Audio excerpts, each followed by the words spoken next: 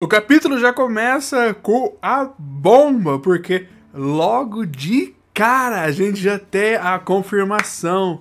Imo Haki do Rei, porque quando todos os pais estão chegando ou conhecidos estão vindo parar as crianças, o Imo está voando e ele do nada olha pra eles e eles falam: como vocês são barulhentos, meu Deus, hein? E uma onda enorme de Haki do Rei bota todo mundo pra dormir. E a gente tem uma das revelações do mangá porque o Imo parece, bom, pelo menos, né, a forma que ele tomou pra tomar o corpo da Gunko é um diabo. Asas, tridente e a cauda que deu hit kill no Sabo apareceram. Mas aí que tá.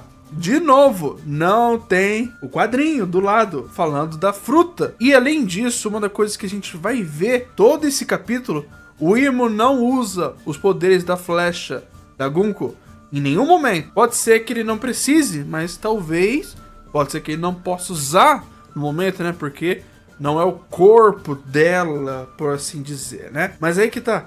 Por não mostrar o quadrinho do lado falando que é uma fruta, eu consigo ver algumas opções aqui, sabe? Uma das opções mais óbvias é que só é a manifestação da fruta, mas não é, né? Já que não é o Imo, então a gente não vai ter a revelação. Mas por outro lado, não tem também o quadrinho que o Shamrock usou a espada dele. Saiu o quadrinho Cerberus, mas não saiu Oni, cachorro, modelo Cerberus. Ou quando saiu os Goroseis também, não saiu. Só saiu os demônios, mas não mostrou, né, a fruta. Isso aqui simplesmente é a aparência demoníaca do Imo. Então também pode ser, talvez, tecnologia, sabe? Uma forma que o Imo consegue transmitir o poder dele para outra pessoa. Então aí, tipo, ele, digamos, nesse caso, ele teria uma fruta. Aí ele está usando a fruta. Mas aí ele transmite isso de alguma forma para outra pessoa através de tecnologia. Essa eu acho... eu não acredito que seja essa aí. Uma das teorias que eu vi também, de alguns comentários, é... o Imo tem a fruta do diabo. Do diabo! Literalmente. Ele tem Akuma no Mi. Akuma no Mi! Mas com revelações mais pra frente, vocês vão entender o porquê. Ele pergunta pro Guilherme: meu Deus, hein? Como vocês são inúteis. Vocês não conseguem fazer mais nada, não? Mas aí o Gilligan revela que eu não fui completamente inútil, não. Eu tô fazendo a minha parte. Porque ele fala que ele ainda tá mantendo a técnica dele do buraco de pesadelos. E isso faz com que, incansavelmente, ele pode ficar lançando esses pesadelos de monstros. Por causa que não existe morte no sonho. Então ele pode ficar continuamente soltando esses monstros que, embora não sejam extremamente poderosos, são números. E números em One Piece pode ser irritante, embora não sejam poderosos.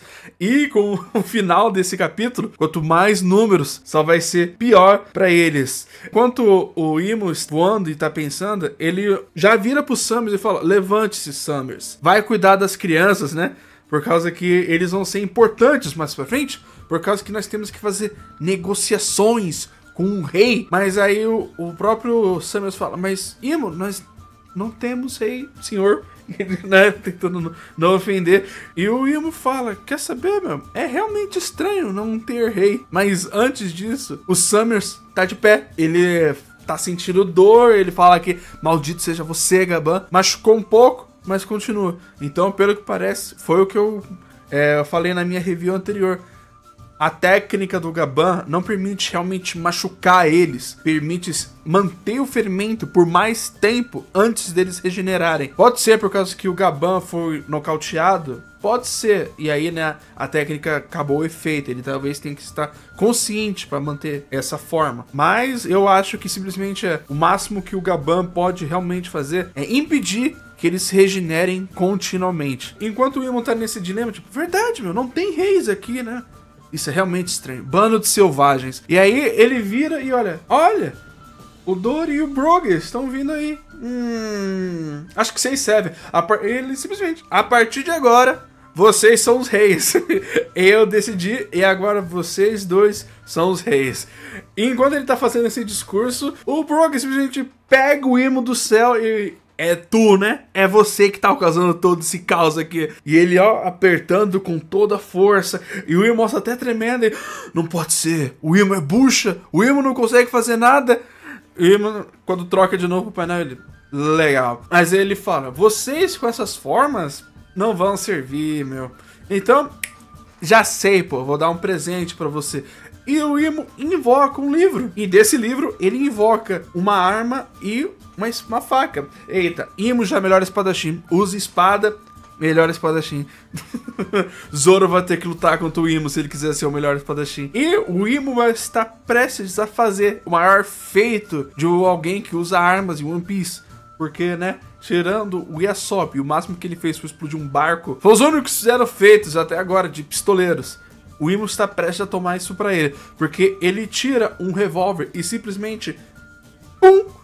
um tiro. E ele explode o braço do Brook. E o Imo... Beleza, pô. Já que eu fiz isso, agora eu posso te dar o presente. E ele cria um pequeno círculo em volta dele. E o Imo força o Brook a aceitar o contrato demoníaco dele. Tipo, quando você pensa que o Imo pode dar poderes pra alguém, né? Você pensa, a pessoa tem que aceitar isso. A pessoa está sendo parte desse processo. Não, me fala, você vai querer. Não é uma pergunta, é uma afirmação. E isso é doido de se pensar. Simplesmente ele pode forçar o poder dele em alguém. Aí isso é por causa das habilidades dele, ou talvez, se o haki do rei, né, ou certos tipos de haki pode cancelar um poder de uma fruta, e se certas técnicas pode reforçar ainda mais com o haki. E se o Imo tá usando o haki do rei dele pra forçar você simplesmente se submeter ao contrato dele. E pode ser que esteja isso acontecendo.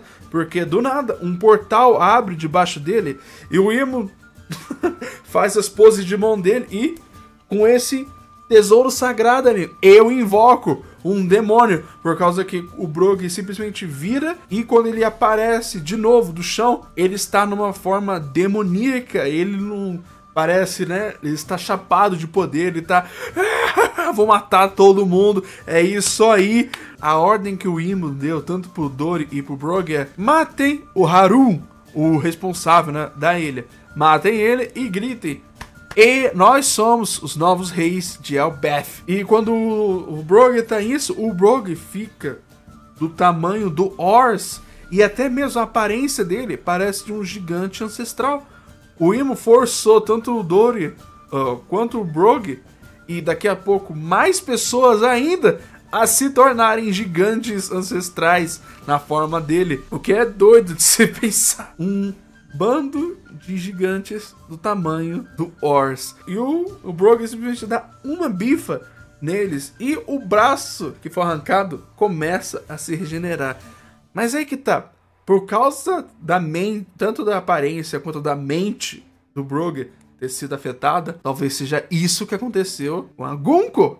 A Gunko, né, tirando alguns momentos atrás, ela, vou matar uma criança, bora escravizar todo mundo, eu não estou nem vendo. Mas aí, o caso do Brook, talvez tenha uma pequena quebra nessa lavagem cerebral, e ela acabou lembrando. Talvez seja por causa disso. Não foi que ela escolheu ser má, foi uma lavagem cerebral, mas... Não por tecnologia, mas por causa dos poderes do Imo. Mas o que mais afeta nisso tudo, você pensa, é só um gigante. Talvez a gente possa lidar com isso. Não. Porque logo em seguida, mais e mais gigantes em volta deles vão começando a se tornar gigantes ancestrais com as mesmas aparências do Brook. E até mesmo o Dory foi afetado também. E ele tá... Bora matar todo mundo, meu. Bora matar o Yahoo. Vamos matar todo mundo. E quanto mais e mais isso, até mesmo os pequenos companheiros deles vão se transformando. E aí é que a gente tem o painel duplo, onde a gente vê o exército que o Imo criou. Só de alguns segundos dele está aí, ele criou um exército que pode ser até mesmo um exército imortal. E além disso, o Imo fala que aceitar esse contrato dá mais força para eles. Então, tanto o Dory e o Brook, além de estarem imortais, o Oda fez todo aquele trabalho no arco anterior para mostrar que eles dois são fortes, não são os mais fortes do mundo, mas são fortes, então fique esperto com eles quando eles fizerem alguma coisa. O Imo deu um buff pra eles, e além disso deu regeneração, e nem apenas isso, os minions deles agora também são imortais, e agora eles também têm um exército de monstros enormes, que vão ficar infinitamente spawnando na ilha. Eles têm um exército imortal dentro de Elbaf. E pra terminar, o Imo fala: não destruam tudo, tá? Isso aqui ainda vai ser nosso território. A gente vai precisar comandar eles. Pode destruir só um pouquinho. E a única coisa que no final acontece, as pessoas implorando para ele fugirem. Fugir é pecado para um guerreiro. Fugir é ser idiota também, amigo. Eu não acho que você vai tancar um exército de monstros imortais e talvez os 2 gigantes, tirando o Loki, mais fortes do lado inimigo e possivelmente imortais. Mas aí que tá. Comentando em Loki, será? Isso é mais pra frente, especulação, né? O Loki vai solar o exército imortal que o Imo criou, porque, lembre-se, foi necessário para parar o Loki a ilha inteira. Mas o Shanks, jovem, mas ainda o Shanks para parar ele. O Loki vai solar o exército de gigantes, enquanto o Loki fala: quer saber, Luffy? Pode descer a porrada nos Cavaleiros Sagrados. Eu lido com isso aqui. O que é ainda mais doido de se pensar, que eu vi outra teoria, que talvez seja por causa disso que o Loki foi necessário matar o pai dele. Talvez o Imo tenha forçado a vontade dele no pai dele, e ele acabou se tornando, né, mais uma marionete. Mas é que tá, o problema nessa teoria é que o Shamrock parecia conhecer o rei, e o rei, né, parecia ter um relacionamento amigável com ele, do jeito que o Shamrock descreveu. Mas ao mesmo tempo, os próprios Cavaleiros Sagrados estavam pensando: o que o rei estava fazendo aqui? Dando educação pra eles. Eles só eram pra ser buchos de canhão, pra que eles precisam ser inteligentes. Eles não precisam de mais nada disso. Mas aí que tá, isso sim foi um capítulo. O capítulo anterior preparou e esse capítulo entregou. O Imo não fez, tirando o grande explosão de Haki do Rei e ter arrancado o braço do Brogy, ele não fez, né, defeitos de combate, basicamente nada. Mas ainda assim ele já pôde colocar o pé na mesa e falar: quando eu entro em cena, eu entro em cena. E foi um capítulo bom, foi um capítulo bom. O hype está no alto. E agora, o único jeito de pararem isso é se por um milagre tanto o Sanji, o Zoro e o Loki, e o Luffy também, obviamente, subirem! Parem de ficar sonhando lá embaixo. Teve uma explosão de Haki do Rei. Ninguém mais tem Haki de observação, não. Ninguém consegue sentir o demônio acima deles. Mas enfim, eu vou ficando por aqui. Se vocês assistiram até aqui, obrigado, deixem like. E comentem aí alguma teoria, o que acharam do mangá, o que acham que vai acontecer. Loki vai solar o exército de imortais e de minions infinitos. Mas enfim, obrigado por ter assistido e até mais.